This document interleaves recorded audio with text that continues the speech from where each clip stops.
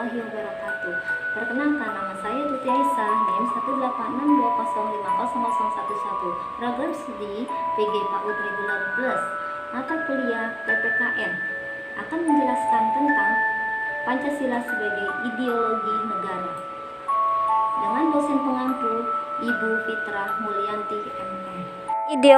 Ideologi berasal dari bahasa Yunani, yaitu ideas dan logos. Kata ini memiliki arti pemikiran, ilmu, cara pandang, dan cita-cita. Jadi bisa disimpulkan bahwa ideologi adalah sebuah cara pandang yang berbentuk kerangka berpikir kita dalam mewujudkan cita-cita.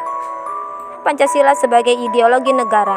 Pancasila sebagai ideologi negara artinya seluruh warga negara Indonesia menjadikan Pancasila sebagai dasar sistem kenegaraan. Nilai-nilai yang ada pada setiap butir Pancasila harus dijadikan sebagai pedoman dasar dalam melangsungkan kehidupan bernegara. Selain itu, Pancasila sebagai ideologi negara bermakna menjadikan Pancasila sebagai cita-cita atau visi. Hal ini tentunya berlaku untuk pemerintah dan seluruh warga negara. Pancasila sebagai ideologi negara. Sebagai ideologi negara, tentu saja Pancasila juga memiliki fungsi. Berikut ini adalah fungsi Pancasila sebagai ideologi negara. Fungsi pertama adalah Pancasila berperan sebagai sarana pemersatu masyarakat dan juga bertindak sebagai pemelihara persatuan dan kesatuan bangsa. Kedua, berfungsi untuk mengarahkan dan memotivasi bangsa untuk mencapai cita-citanya. Ketiga, karena Pancasila merupakan identitas bangsa, ia juga berperan untuk memelihara dan mengembangkan identitas tersebut. Keempat, Pancasila sebagai ideologi negara juga berfungsi sebagai kontrol sosial. Maksudnya adalah Pancasila menjadi tolak ukur sejauh mana negara kita telah menggapai cita-citanya. Perkembangan ideologi Pancasila pada masa Orde Lama. Pada masa Orde Lama, yaitu pada masa kekuasaan Presiden Soekarno, Pancasila mengalami ideologisasi. Artinya, Pancasila berusaha untuk dibangun, dijadikan sebagai keyakinan dan kepribadian bangsa Indonesia. Presiden Soekarno menyampaikan bahwa ideologi Pancasila berangkat dari mitologi yang belum jelas, bahwa Pancasila itu dapat mengantarkan bangsa Indonesia ke arah kesejahteraan. Tetapi Soekarno tetap berani membawa konsep Pancasila ini untuk dijadikan ideologi bangsa Indonesia.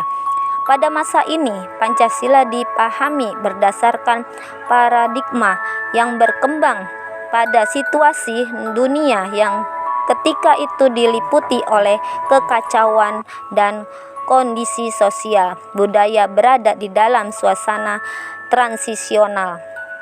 Dari masyarakat terjajah menjadi masyarakat merdeka. Masa ini adalah masa pencarian bentuk implementasi Pancasila, terutama dalam sistem kenegaraan. Perkembangan ideologi Pancasila pada masa Orde Baru. Meletusnya G30 SPKI pada tahun 1965 telah meruntuhkan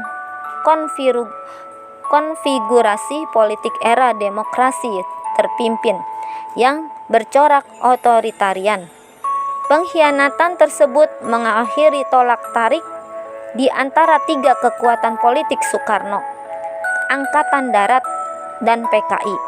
Dalam dinamika era demokrasi terpimpin yang ditandai dengan tampilnya militer sebagai pemenang, tarik-menarik antara Soekarno, militer, dan PKI pada era demokrasi terpimpin mencapai titik puncaknya pada bulan September 1965, menyusul kudeta PKI yang gagal, yang kemudian dikenal sebagai G30 SPKI. Setelah kudeta yang gagal itu, kekuasaan Soekarno dan PKI merosot tajam. Merosotnya kekuatan Soekarno dan PKI secara drastis setelah G30 SPKI disebabkan oleh peran-peran yang dimainkan oleh keduanya sebelumnya. Seperti diketahui, Soekarno bersikap sangat otoriter sehingga banyak yang menunggu momentum untuk melakukan penantangan secara terbuka tanpa resiko masuk penjara. Sementara PKI sejak tahun 1963 ketika Undang-Undang Darurat dicabut oleh Soekarno tidak lagi memilih jalan damai dalam berpolitik. Demikianlah pembahasan mengenai Pancasila sebagai ideologi negara. Semoga dengan adanya ulasan tersebut dapat menambah wawasan dan pengetahuan kalian semua. Terima kasih banyak atas kunjungannya. Wassalamualaikum warahmatullahi wabarakatuh.